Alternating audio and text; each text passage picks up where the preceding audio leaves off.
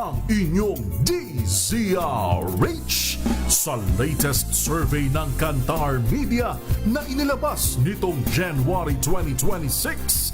Hindi lang sa Metro Manila, kundi pati rin sa Mega Manila.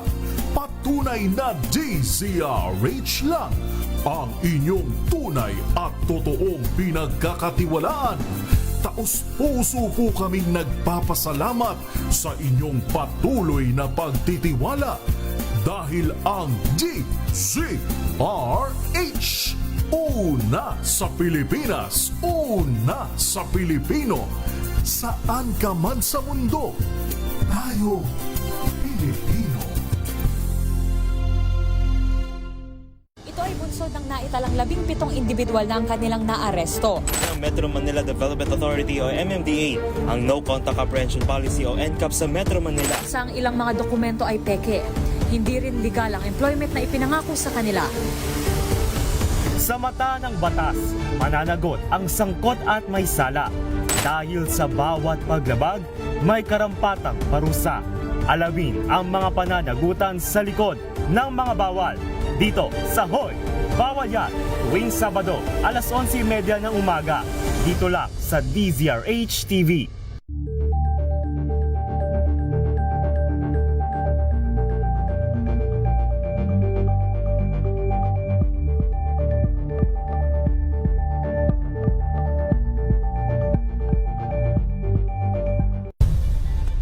Nagsimula sa pangarap hanggang sa maabot ang tagumpay.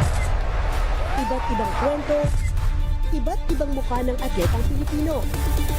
Mas pinatindi, mas pinalakas, at mas pinaaksyon sa Match Point tuwing Sabado, 12:30 ng tanghali sa DZRH TV.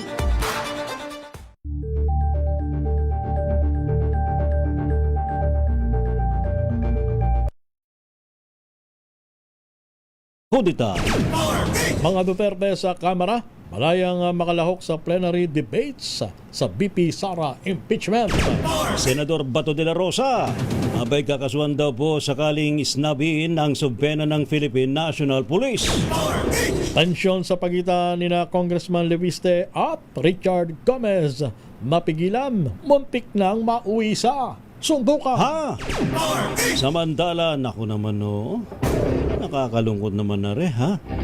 Ang ating pong veteranong reporter sa DZRH, si RH29 Misael Boy Gonzales, abay pumanaw na po. At sinasabi ng pamilya, abay hindi ra po nasikaso ng maayos sa mga paggamutan. Ano ba naman yan, Isang tricycle naman na nahulog sa seawall. 2 patay, isa sugatan sa Limasawa, Southern Leyte. Rapido, hataw, balita. Ano po mga lingkod, sina Ray Sibayan At Romel Fuertes. para sa DZRH, una sa Pilipinas. Una sa Pilipino. Sa ating mga balita, naisilbi na ho ng Philippine National Police ang subpena kay Senador Bato de la Rosa kaugnay ng investigasyon sa mga extrajudicial killings noong pong panahon ng Duterte administration. Inimbitahan ng dating PNP chief na humarap sa tanggapan ng CIDG sa Huwebes, Mayo 14, alas 10 ng umaga. Ayon po kay PNP spokesperson Police Brigadier General Randolph Tuanyo, isang caretaker lamang sa bahay ng senador sa Davao City ang tumanggap po ng naturang imbitasyon. Bukod po sa Davao City, pinuntahan din ng mga pulis ang ancestral house ng naturang mambabatas dyan po sa may Davao del Sur at ang kanyang tanggapan sa Pasay City. Subalit, tumanggi naman ang opisina ni Senador Bato sa Senado na tanggapin ang naturang subpena. Mananatiling matatag ang liderato ni Senate President Vicente Tito Soto III sa kabila ng mga ugong na kudeta dahil sa inaasahang pag-akyat sa Senado ng impeachment case laban kay Vice President Sara Duterte. Ayon kina Senador Sherwin Gatchalian at Senador Erwin Tulfo, wala man silang maririnig sa kanilang mga kasamahan tungkol sa nabanggit na impormasyon. Sabi ni Gatchalian, walang dahilan upang palitan si Soto dahil lahat ng kanyang mga pronouncement ay nakabase naman sa batas.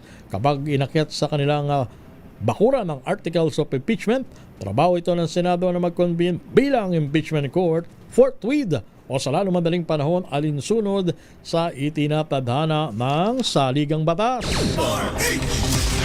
Nagpulong sina Pangulong Ferdinand Marcos Jr. at Paraguay President Santiago Peña sa Malacanang ngayong pong araw na ito. Nasampong lalagda nga po sa ilang kasunduan ng Pilipinas at ang Paraguay sa kanilang bilateral meeting. Pagkatapos ng pulong ay inasang humarap ang dalawang leaders sa media para sa joint press conference. Layunin po ng pagbisita ni Peña sa bansa na palakasin ang relasyon at kooperasyon ng Pilipinas at bansang Paraguay. Ito po ang unang pagkakataon, unang presidential visit sa pagitan po ng dalawang bansa. Simula ng may tatag ang diplomatic relations noong December 12, 1962. Bahagyang bumaba ang inventaryo ng langis sa bansa hanggang nitong May 8 kumpara sa araw noong May 1. Ayon kay Energy Secretary Sharon Garin, tatagal pa na mahigit 57 o 53 araw ang inventaryo ng gasolina, 48 araw ang diesel at 165 araw ang kerosene. 72 araw naman ang jet fuel, 56 na araw ang fuel oil at 35 araw ang LPG o liquefied petroleum gas. Pero sabi ni Garin, mananatili matatag ang supply ng langis simula na sumiklab ang gera sa gitna ng silangan dahil sa pinagsanib na puwersang tugon ng gobyerno at pribado ng sektor sa krisis sa pandaigdigan. Gayunpaman, binigyan din ng kalihim na dapat ipagpatuloy ng ating mga kababayan ang pagtitipid sa paggamit ng petrolyo at enerhiya. Samantala sa isang malungkot na balita, pumanaw po ang 66 anyos na DZRH Manila Beat Reporter. Kanina po ng alas 6 ng umaga dyan po sa Manila Medical Center. Ito po yung pang-apat na ospital na pinagdalhan sa kanya matapos nga pong ireklamo ang pagkakaramdam ng hilo at hirap na paghinga ni Boy Gonzales kahapon pa ng umaga. Bukod nga po sa labis na hinagpis ng pamilya po ni Kaboy Gonzales, abay nanggagalaiti nga po ang pamilya ng ating veteranong reporter. Makaraang siya'y pagpasapasahan ng mga government hospital diyan mismo sa lungsod ng Maynila. Ano ba naman yun? Kwento po sa DZRH ng pamangkin ni Gonzales na si Florilyn Miranyo, ang kasama ng reporter sa uling araw ng paglipat-lipat ng mga ospital, abay tila daw napabayaan ang kanilang mahal sa buhay. Ano ba yan? Una nga pong dinala si Boy G sa ospital po ng Tondo kahapon bago magtanghali ng sumama ang kanyang pakiramdam. Saka inilipat kalaunan sa Jose Abad Santos Hospital para ma-CT scan. Subalit, inilipat din siya sa Jose Reyes Memorial Medical Center bandang alas 7:30 ng gabi dahil sa wala umanong operator ng makina ng pang-CT scan sa dalawa sa naunang mga ospital. Nang makarating naman sa naturang DOH accredited hospital, ay natenga pa. Ano ba yan, Abay, baka naman sinabihan pa nila sila ng wait lang. Nako. Ano ba naman yun? Talagang ganyan ang problema sa mga ospital ng gobyerno. Sa dami ng mga pasyente at nahihirapan na rin siguro yung mga, pero marami na kasing reklamo dyan sa Jose Reyes Ano ba yan? Abay, natenga naghintay pa ng higit 5 oras sa pinaka hallway at hindi man lamang nabigyan ng kama o higaan. Naku naman, Kaboy Gonzales. Ang ikinagagalit pa ng pamilya ay sa halip na tulungan ng nasa emergency situation. Yes, yun emergency po yan. Abay, dapat prioridad po yan sa mga ospital. Ang matindi pa nito, partner, nakarinig pa sila ng insensitive na pahayag. Ano sabi? Nasa video clip. Parinig mo nga yung video clip natin. Parang narinig ko kanina Ano man sabi? Narinig raw nila Na humihinga. sa isang attendant na parang humihinga pa naman. Pabiruin mo, makakarinig ka ng ganoon habang nga nag-aagaw buhay yung pasyente. Sa ano to sa Jose Reyes? Marami talaga reklamo niya sa Jose Reyes na yan. Alam mo nga po na Lakay, mabanggit ko lang. Sa pagitan ng alas 11 hanggang alas 12 ng haping gabi, magkausap kami ni May linauhan. Oo. Kasi siya yung Operation tulong. rumisponde ron. So, from time to time, kinakamusta ko, nagkakamustahan kami. Nagbibigay siya ng update. Ngayon tinanong ko, kasi sabi, tulog daw si Boy eh. So, ang common mindset ko, kung ang pasyente tulog, chances are baka coma. Kasi ang tagal na tulog eh. Okay. At pagka ang pasyente ay coma, usually, ang daming mga aparato ang nakalagay sa katawan support mo. system, oo. Kasi yan, imo-monitor ka eh. Correct. Monitor ang heartbeat yes, mo. from time to time. Lahat ng tinanong ko, sabi ko, vital stats. medyo out of the blue, bigla ako natanong kay May na, so marami nakalagay na gadget. Wala daw. Ano? Ay, sus Mario, sir ka ako. Emergency cases, wala man lang nakalagay na, Ay, susapo.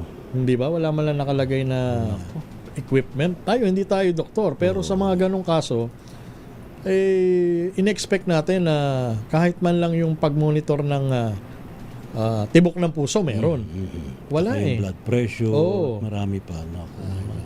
Ay muli ho, ay pinapatid po namin ng taos-pusong pakikiramay po sa pamilya ni Boy kasamang, Gonzales. Boy Gonzales. Matagal din siya nagsilbi rito sa DZRH. Oo, Makati days pa. Lakay Ray. Oo. Makati days pa.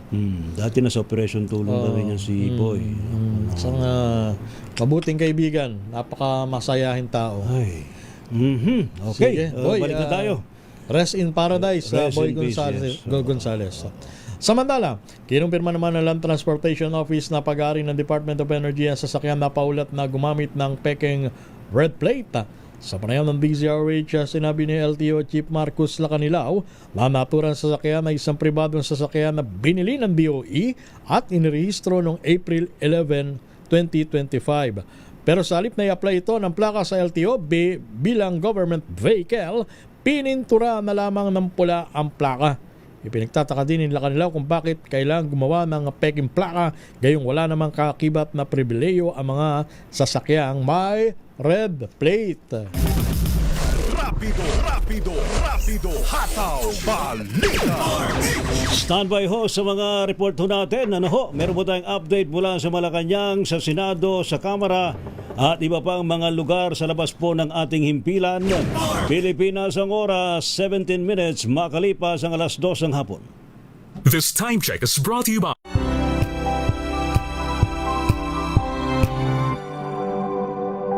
Tinesting, sinuri, siniyasan. Ang resulta? Super effective ang Shield sa pagpatay ng bakterya at virus. Shield Antibacterial Soap. Believe ang mga eksperto sa Philippine Nurses Association. At si Mami. Iwala ako sa Shield. Shield Antibacterial Soap. Napatunayang mabisa. Ang mga nurse, tiwala. Tanggaling-galing mo Smart dishwashing paste ko Pritong ulam na masebo Plato ng kaldero Tanggaling for everyday Ganyan pag smart ang dishwashing paste. May double tanggaling formula. Tanggal ang sebo, tanggal ang bakterya. Pahit para walang bahid Linis fantastic sa metal at plastic Number one ko to Tanggaling-galing mo Smart dishwashing paste ACS. Araw-araw, iba't ibang mga bagay na dapat pagtagumpayan. Ang subok kong partner ay MX3 Capsule. Research-based na tested and proven. Helps avoid pain discomfort. Iwas-iwas sa sakit. Kailangan lang na long-term ang pag-inom 2 capsules araw-araw. Kasabay ng proper diet and exercise. I am able to make it with the right partner. MX3, dito ako bilib! Mahalagang paalala, ang MX3 capsule ay hindi gamot at hindi dapat gamitin panggamot sa anumang uri ng sakit.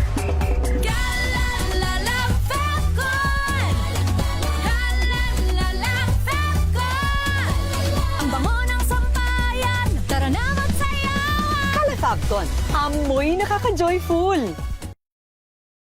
Sa lahat ng bagay, simula pa lang, siguraduhing max protection na. Kasi pag kulang ang proteksyon, baka madaling masira. Sa ngipin, dapat may max protection din. Max sa halaga ng unique toothpaste. With Max Protect Formula, help stop cavities before they start, while keeping breath fresh. Try Unique Maximum Fluoride Protection. Para max alaga, max protektado. ACS. Kalalala Falcon. Kalalala Falcon. Ang bango ng sampayan. Tara na magsayawan. Kalafabcon, amoy nakaka-joyful. May nagbago. May arte. May budget. Akala nyo lang yon. So solid. White Rose Papaya. Wow, White Rose. White Rose Papaya. Wow, White Rose. White Rose Papaya. May glow up with the White Rose Papaya. White Rose Papaya. May puti power times 2 kasi may papaya at niacinamide. May shea butter and tea tree oil pa. Kutis sulit ang glow up. Glow up with the White Rose Papaya.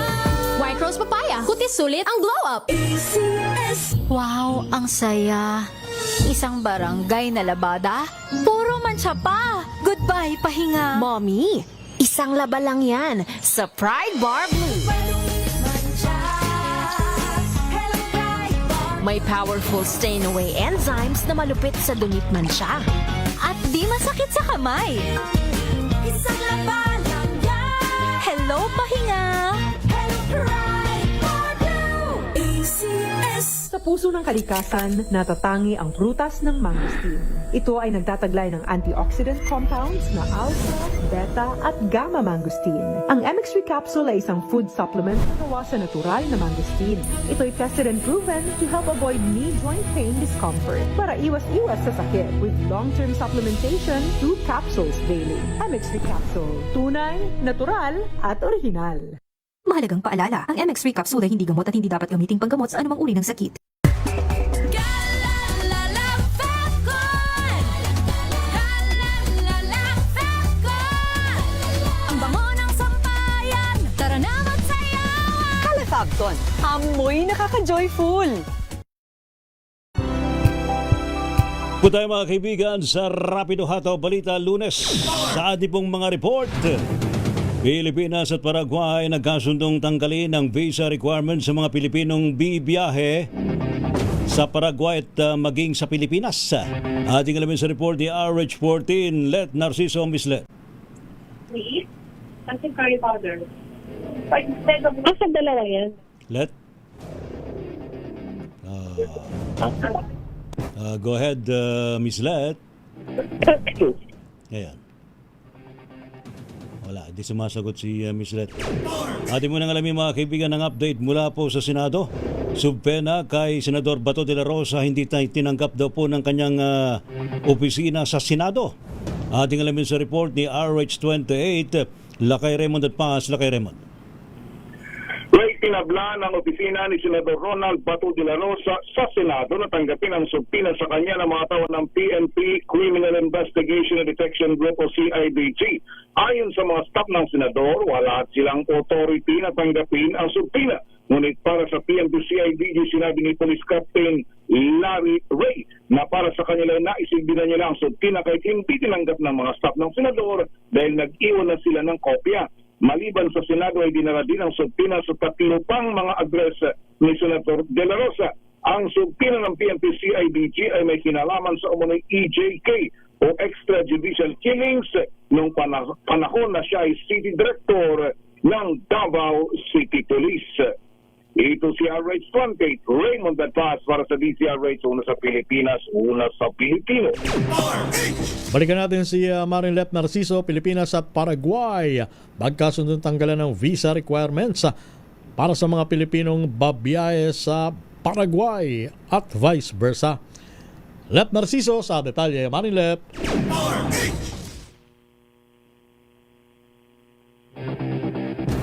Let Narciso. Wala si Let. Let, isa pa. Dito muna tayo kay Manang Milky Regunan.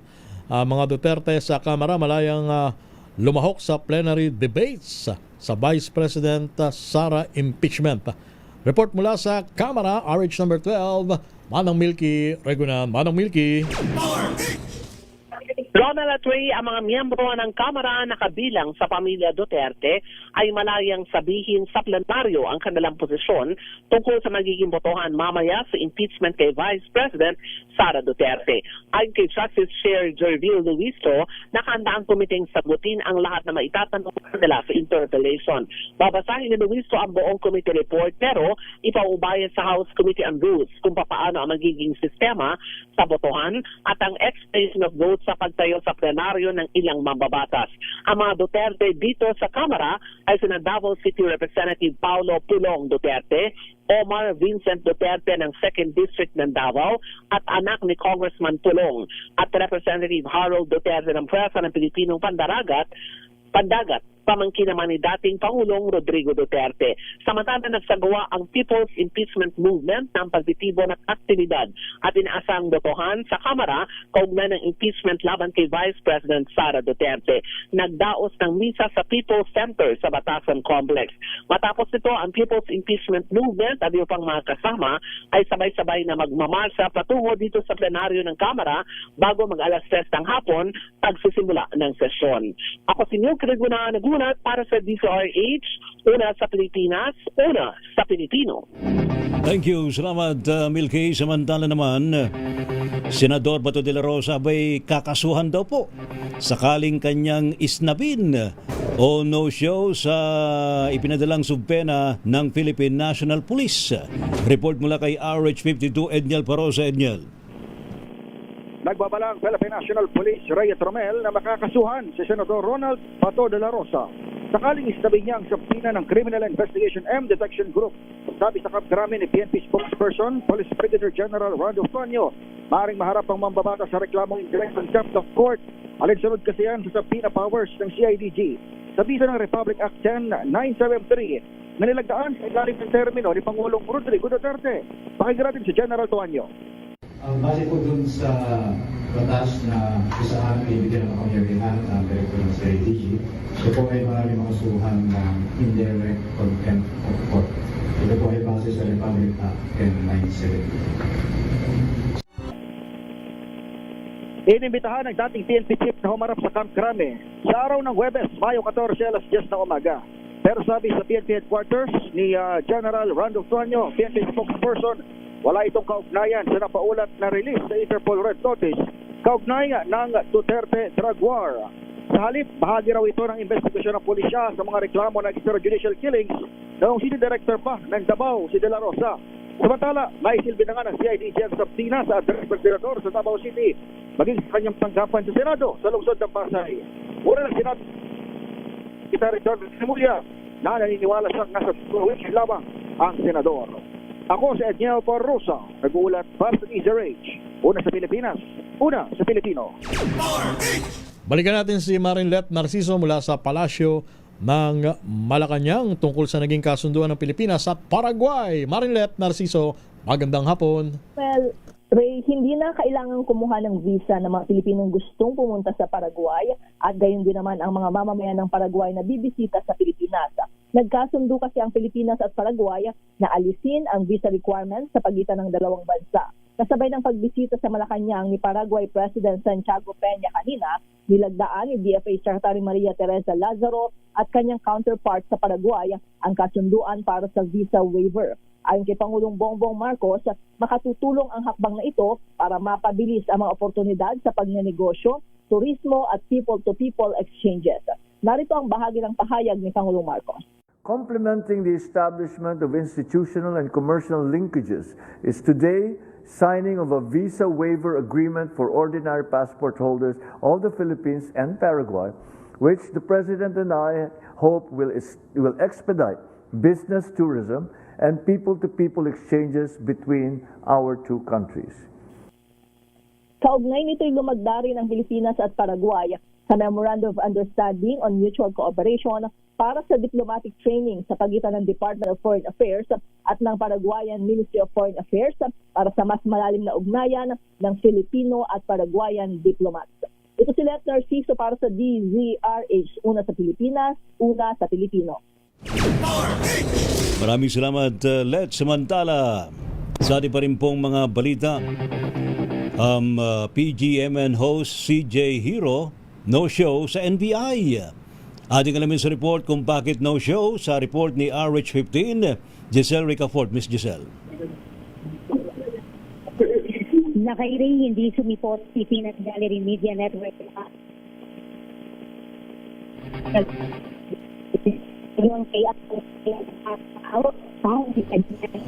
Giselle, mamaya babalikan ka namin, ano ha?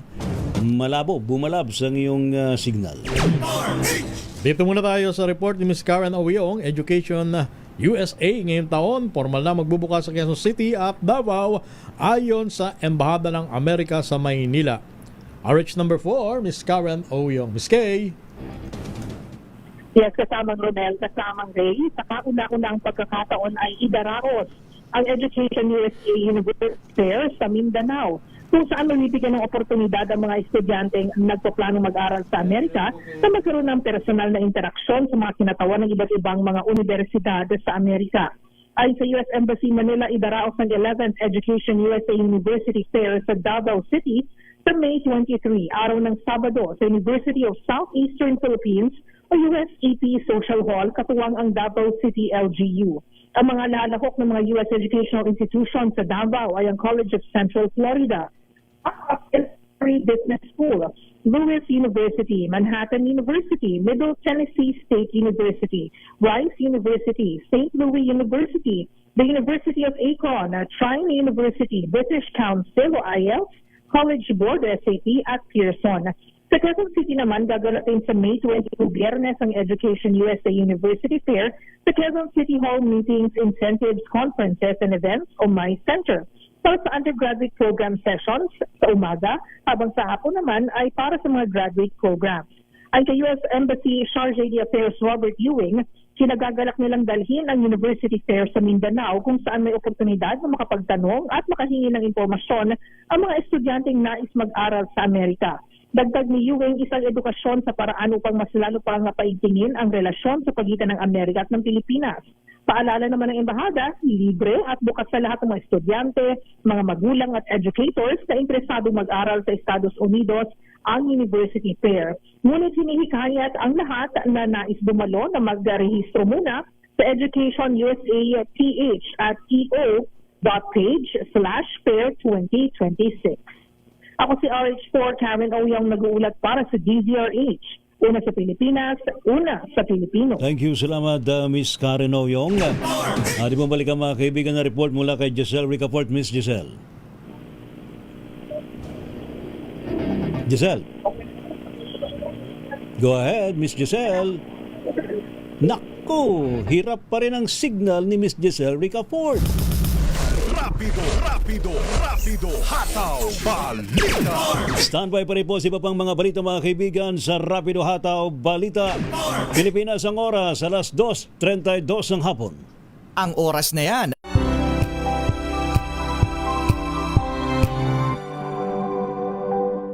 Hello, Washi! Laundry day na naman! Yay! Anong meron? Mancha ng chocolate, putik, may libag pa! Kaya natin yan! With Pride Washing Machine Detergent, may triple stain-away formula. Tanggal ang makapit, madikit, at madupit na dumit mancha. Kaya easy-easy ang labada. Mula noon hanggang ngayon! All you need is pride. All you need is pride. ACS. Jiggy Manikad po. Bilang isang broadcaster, mahalaga sa akin ang tamang impormasyon. Sa lahat ng bagay, kahit sa food supplement, mapanuri ako. Kaya dito ako sa subok ng MX3 capsule. Ito'y may alpha, beta at gamma mangosteen. Para sa akin, sigurado ako sa MX3 capsule. Dito ako believe. Mahalagang paalala, ang MX3 capsule ay hindi gamot at hindi dapat gamiting panggamot sa anumang uri ng sakit.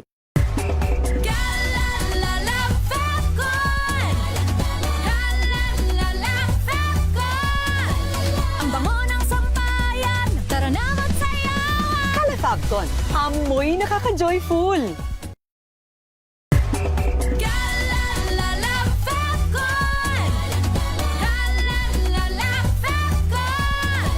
Ang bango ng sampayan, tara na magsayawan! Fabcon, amoy nakaka-joyful!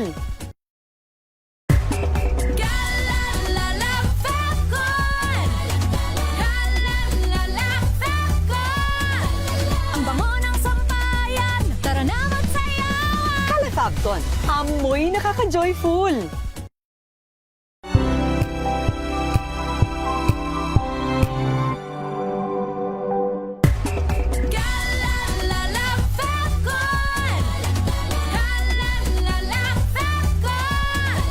Ang bango ng sampayan, tara na magsayawan. Kala Falcon. Amoy nakaka-joyful.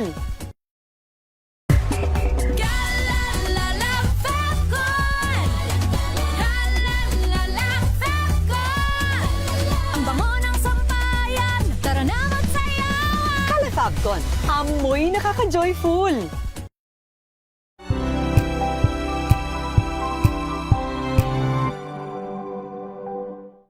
Maagang balitaan, maagang usapan sa mga issue at balita. Kasama si Kuya Angelo Palmones sa Magandang Umaga Pilipinas. Mula Lunes hanggang Biyernes.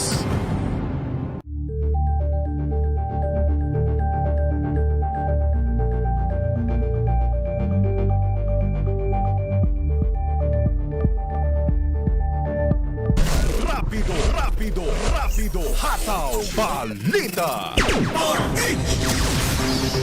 Ang nyo pa rin mga lingkod, mga kaibigan, sina Ray Simayan at Romel Fuertes. Para sa DCRH, una sa Pilipinas. Una sa Pilipino.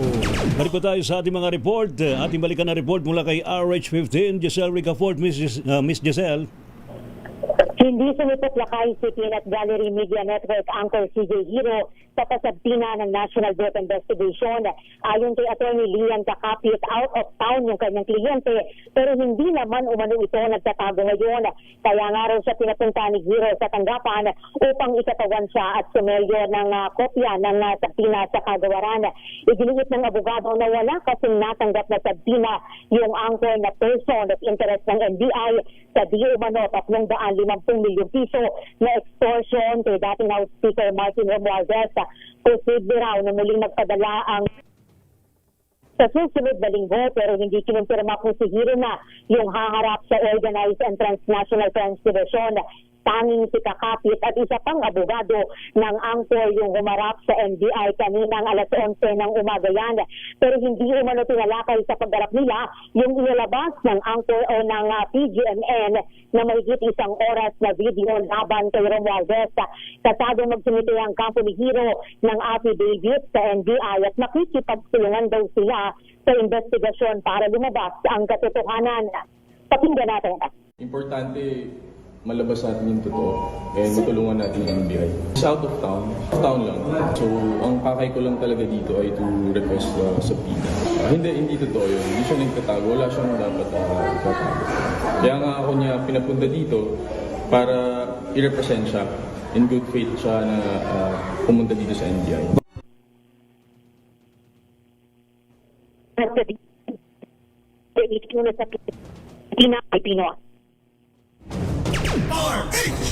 Maraming salamat Giselle. Samantala, alamin natin ang sitwasyon sa burol ng ating kasamang si Boy Gonzales at ngayon ay nakalagak na sa Dulce Funeral Homes.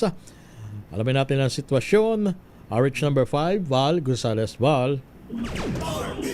Romel, bago mag-alas 11 nga ng umaga kanina nang ma-transfer ang mga labi ni 29 Boy Gonzales mula sa Manila Medical sa UN Avenue, Manila patungo ng Dulce Funeral Homes dito sa Jose Abad Santos dito sa lungsod ng Maynila. Dito sa Dulce Funeral Homes sa Abad Santos na ibuburol ang mga labi ni Kuya Boy G, kung tawagin natin, na sumakabilang buhay Romel doon sa mga sumusubaybay at taga-subaybay ni Boy G, Misael Boy Gonzales ay sumakabilang buhay kaninang pasado alas 6 ng umaga, Mayo 11. Kompleto, Romel, ang mga mahal sa buhay ni Boy G na magdamag na nagbantay sa Manila Med. At bukod sa kanyang may bahay na si Mrs. Susan Gonzales, ay kasama rin sa kanyang tabig bago mamaalam ang 5 nitong mga kapatid at 5 mga anak sa pamamagitan ng kanyang misis na si Ate Susan. Mga anak na sina Jemmy Flor, Jeremy, Misael III, Michael at Miko. Ay labis-labis, Romel, ang pasasalamat ng pamilya Gonzales, of course, sa Manila Broadcasting Company o MBC Group dahil sa hindi iniwanan ng ating si Boy G mula pa kahapon ng una itong dalhin sa ospital ng Tondo at 2 pang ibang mga hospital. Si Ma'am Tess Solomon, siyempre, ang ating station manager, Attorney Reggie Holarbar, at ang Director ng Human Resources Department, si Ma'am Ellen Pulido, ay bagamat wala physically, ay tumulong naman mula pa kahapon. At higit sa lahat, ang pasasalamat ay pinapaabot nitong si Ate Susan kay Dr. Cesar Chavez, ang Chief of Staff ni Mayor Isko Moreno.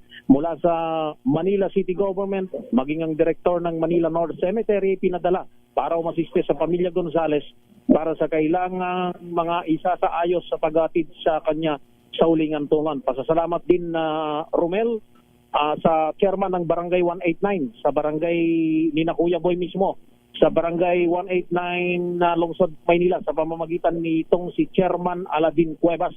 At higit sa lahat, ang pagtulong at pag-assist mismo ng may-ari ng Dulce Funeral Homes na si Ginoong Arta Dulce, isa sa pinakamalaking chapel ng Dulce Funeral Homes ang ibinigay sa ikalawang palapag para doon sa public viewing sa mga nabi itong si Boy G. Mamayang alas 7 ng gabi, Romel, ay mari nang makita ng mga nagmamahal kay Misael Boy Gonzales ang kanyang labi sa huling pagkakataon. Bubuksan na mamayang gabi for public viewing ang burol ni 29 Boy Gonzales dito sa Dulce Funeral Homes na matatagpuan dito sa Jose Abad Santos Street dito sa lungsod ng Maynila. Initially, ang libing ay sa araw na ng linggo. At ang tabayanan, tentative, linggo?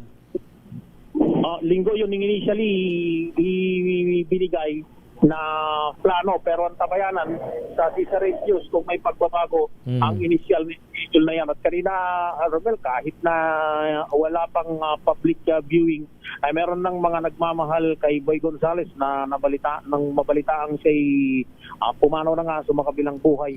Ay meron ng ilang mga nagdatingan at yan ay mga tagalungsod ng Maynila. Namaring yung iba ay hindi na kakilala nitong si Boy G, pero sila ay tagahanga nitong si Boy G at maring may mga pagkakataon na sila ay natulungan. Kaya yung mabalitaan, Romel, ay may ilang mga nagtungo dito sa Dulce Funeral Homes, pero yung public viewing ay mamaya pang alas 7 ng gabi.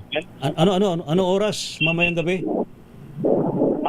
Ray, mamayang alas 7 ng gabi. 7 ng gabi. Binigit sa atin mismo kanina ni na Chief of Staff ng Maynila si Dr. Cesar Chavez, binanggit sa amin na ang public viewing ay maaaring umpisa mamayang alas 7 ng gabi. Lahat ng kapatid niya, Val, nandito sa Pilipinas. I mean, wala nang hinihintay na iba pang mas malalapit na kamag-anak sa abroad? Wala na yun. As far as conversation ko with his family, dahil silang magkakapatid, 6 lahat sila, pangalawa itong si Kuya Boy dun sa 6 na magkakapatid. 2 babae at 4 na lalaki. Pang-4 si Kuya Boy na lalaki. Pero si Kuya Boy ay pangalawa dun sa kanilang panganay na si Ate Lilian. At yung kanyang anak naman ay 2 babae at 3 lalaki. Yun yung mga anak mismo nitong si Kuya Boy. At meron na siyang may mga apo na siya. May mga apo na itong si Boy G na 67 years old nang sumakabilang buhay. Katatapos lang halos yung kanyang birthday, November 30, nung kanyang huling birthday. At ngayon ay malungkot nga balita para dun sa mga tagalungsod ng Maynila na ang dami palang natutulungan nito, Romel at Ray. Dahil kanina may mga nakausap akong mga nagpuntahan na rin dyan sa Manila Med dun sa hospital kung saan siya binawian, ay mga natulungan nitong si Misael Boy Gonzales at maging yung mga kasama natin sa hanap buhay sa ibang istasyon ay maaga pa lamang ay nagpunta na kanina dyan sa ospital kung saan pinawian ng buhay si RH29 Boy Gonzales. Mula rito sa funeral homes dito sa Jose Abad Santos dito sa lungsod ng Maynila. Ako si Boy Gonzales, DZRH, una sa Pilipinas, una sa Pilipino. Thank you, Val. Samantala naman, 79 katao daw po sangkot sa illegal drugs na aresto sa week-long anti-drug operation. Ating alamin sa report ni Noche Cacas. Noche.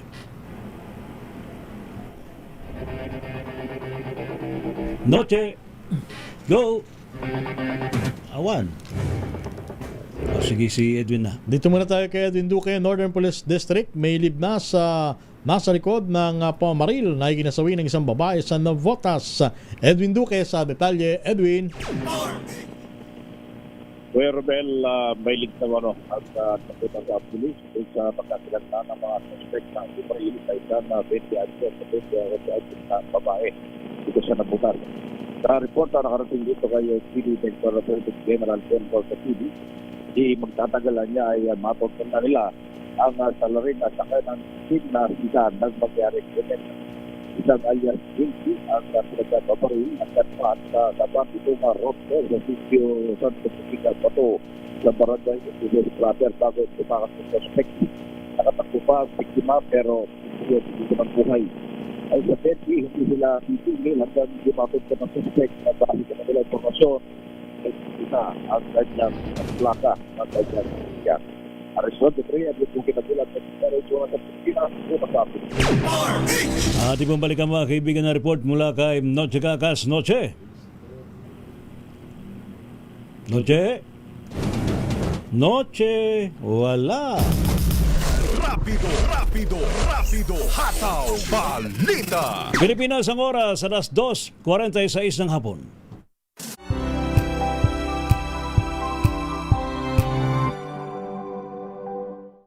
We've got you covered. From the hottest hits, exclusive interviews, kilig to the bones fan meet experience, and hataw performances of your favorite stars. Saturdays, 12 noon, dito lang sa DZRH TV. Curious ka ba sa maraming bagay? Kami na ang bahala dyan. Aalamin, tutuklasin at bibigyang linaw namin ang mga katanungang bumabagabag sa inyong isipan. Sa programa kung saan ang bawat sagot ay galing lamang sa mga eksperto.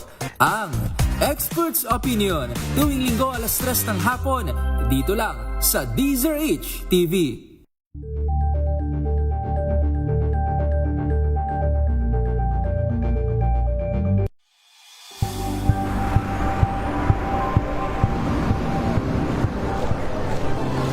ating mga eksperto dito lang sa Expert Opinion. Ito ang The Better News. TNVS.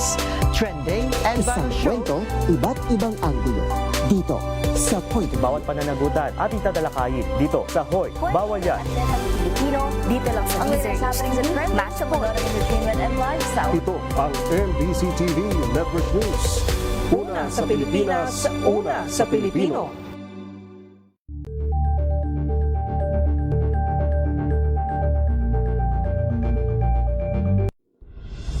Tuloy-tuloy ang pagtulong, tuloy-tuloy ang pagseserbisyo at tuloy-tuloy ang balitaan kasama si May Binauhan sa Operation Tulong mula Lunes hanggang Biyernes.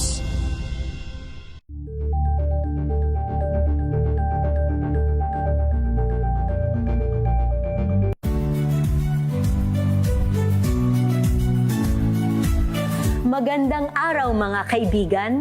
Ito po ang inyong balerina ng bayan, si Lisa Makuha Elizalde, na nag-aanyaya sa inyong samahan kami at ang aming mga espesyal na panauhin para sa kalahating oras ng masayang kwentuhan sa aming programang Art to Art, kung saan ang usapang sining at kultura ay para sa lahat.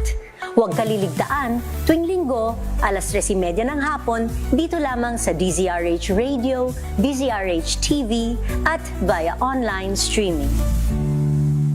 Ready ka na ba? Lakay Ray at Romel, suwak sa kulungan ng siyam na individual na involved umano sa illegal drug trade sa week-long anti-drug operation ng Southern Police District mula May 4 hanggang May 10, 2026.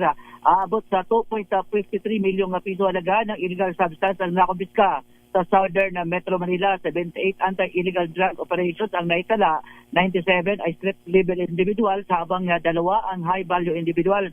Bakay ng Southern Police District ang mabuwag ang illegal drug activities at mapigilan ang pagpapakalat ng ipinagbabawal na gamot sa komunidad. Kabilang sa mga nakumpiska ay 341.82 grams ng shabu, 1,438.37 grams ng marijuana, 5.67 grams ng kush at 10 peraso ng vape cartridges containing marijuana cannabis oil. Ayon sa SPD, ang Taguig City Police Station ang nakapagtala ng pinakamaraming na aresto na may kabuuan 1.6 milyong halaga ng nakumpiskang droga. Patuloy naman ang pagpapatupad ng SPD ng relentless operations sa alinmang uri ng illegal drug activities sa pangunguna ng bagong upong SPD Chief sa si Brigadier General Glenn Oliver Cinco. Arit sa 27, Notikakas DZRH, una sa Pilipinas, una sa Pilipino. Balita naman mula sa iba't ibang lalawigan, babae pinagbabaril sa Nueva Ecija, patay. RH number 25, Grace Sansano. Grace. Hindi na umabot ng buhay sa pagabutan ang 50 taong gulang na babae. Makaraang pagbabarilin sa harap mismo ng kanilang bahay pasado alas 9 ng gabi. Kinilala ang biktima na si Rosario Aquino T. Tolentino ng Barangay Las Piñas sa Peñaranda, Nueva Ecija. Batay sa report na nakarating sa tanggapan ni Nueva Ecija Police Provincial Director Colonel Richie Clarabal at ito'y mula sa report naman ni Peñaranda Chief of Police Captain Vincent Taylor. Agad na nagresponde mga tauhan ng PNP makaraang makatanggap ng impormasyon sa isang concerned citizen ng insidente ng pamamaril at nagsasampay nga raw ng damit ang biktima sa kanilang balkonahe nang biglang sumulpot ang hindi nakikilalang gunman. Idineklarang dead on arrival ang biktima sa hospital.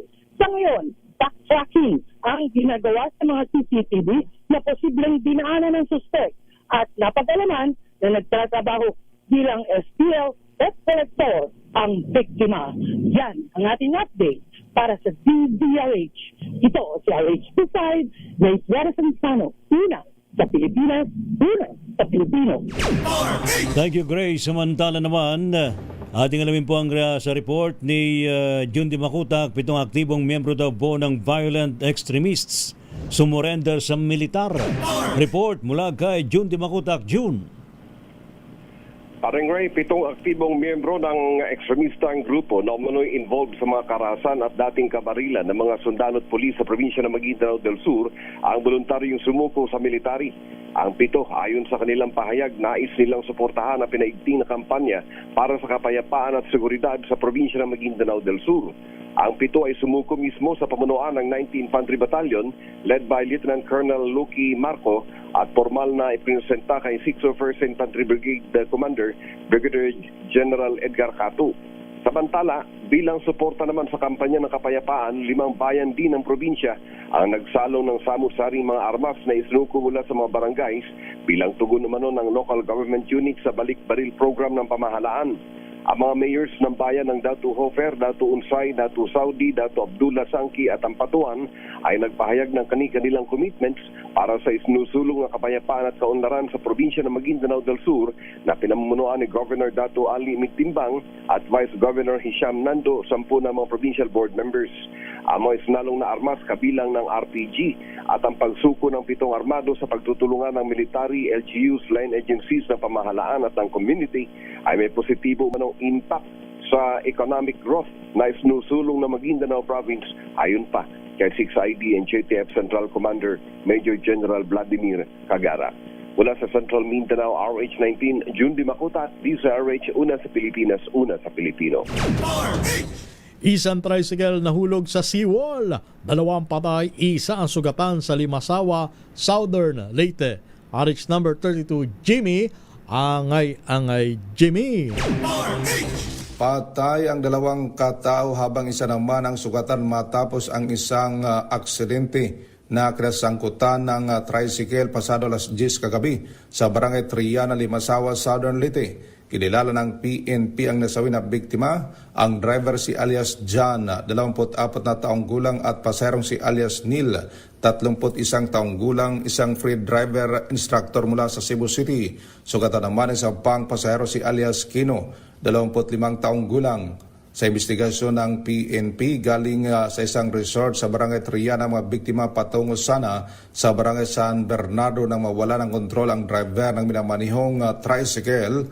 Dahil dito sumimplang at nahulog ang sasakyan sa seawall malapit sa pantalan ng barangay.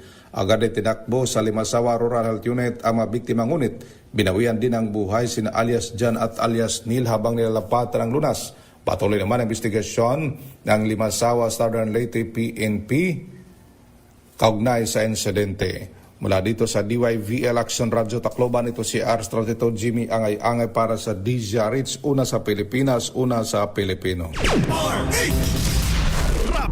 Rapido, hataw, balita. Salamat po sa matumutok po sa ating balitaan sa Rapido Hataw Balita ngayon pong thank God it's Monday. Maraming salamat, Ms. Elaine Napit. Maraming salamat sa buong pwersa ng DZRH News Team. Kanya po mga lingkod, sina Ray Simayan at Romel Fertes. Para sa DZRH, una sa Pilipinas. Una sa Pilipino. Pilipinas ang oras. 4 na minuto bago sumapit ng alas 3 ng hapon.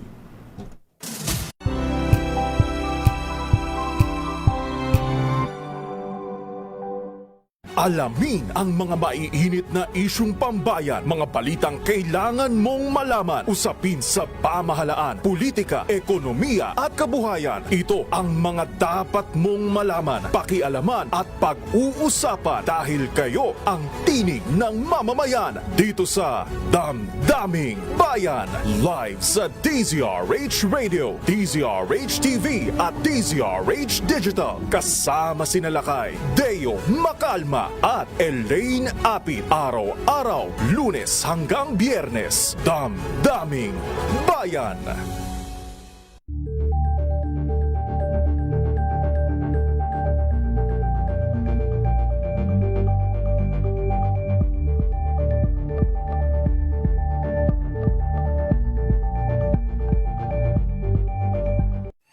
Mga balitang gigising sa inyong umaga. Mga balitang kailangan mong malaman. Mapapakinggan sa ACS.